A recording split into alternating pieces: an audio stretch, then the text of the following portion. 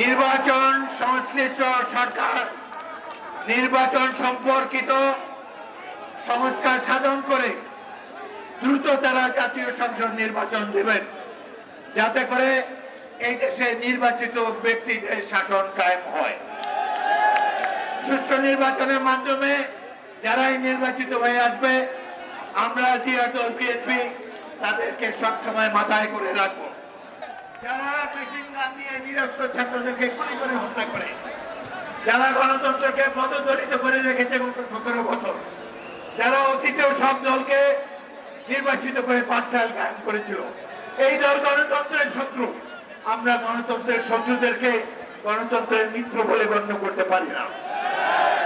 আমরা চাই বর্তমান সরকার অবিলম্বে নির্বাচন কমিশন গঠন করুন, গ্রহণযোগ্য ব্যক্তিদেরকে নিয়ে প্রয়োজন হলে রাজনৈতিক দল সমূহের সাথে আলাপ আলোচনা করে একটি ভালো নির্বাচন কমিশন আপনারা গঠন করুন। এবার জুলাই অগাস্টে যে ছাত্ররা মাঠে নেমেছিল তারা ছিল নিরস্ত্র। নিরস্ত্র তরুণদের এই সাহস সারা বিশ্বব্যাপী নন্দিত হয়েছে। আজকের আধুনিক বিশ্বের মানুষ কল্পনা করতে পারে না, হেলিকপ্টার থেকে এই ফ্যাসিস্ট বাহিনী 32 জন শিশুকে হত্যা করেছে গুলি করে।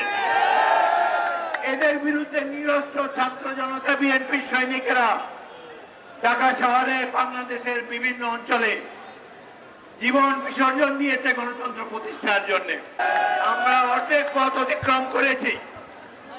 এই বিপ্লব সফল হবে যেদিন জনগণের একটি সুষ্ঠু নির্বাচনের মাধ্যমে জনগণ তাদের প্রতিনিধিদেরকে নির্বাচিত করতে পারবে। যে গণতন্ত্রের জন্য আমরা 17 বছর ধরে যুদ্ধ করেছি, সেই দিন সেই সুষ্ঠু নির্বাচনের পর ইনশাল্লাহ বাংলাদেশের মাটিতে গণতন্ত্র আবার প্রতিষ্ঠিত হবে। আমাদের নেত্রী বেগম খালেদা জিয়া আবার ইনশাল্লাহ বাংলাদেশের প্রধানমন্ত্রী হবেন।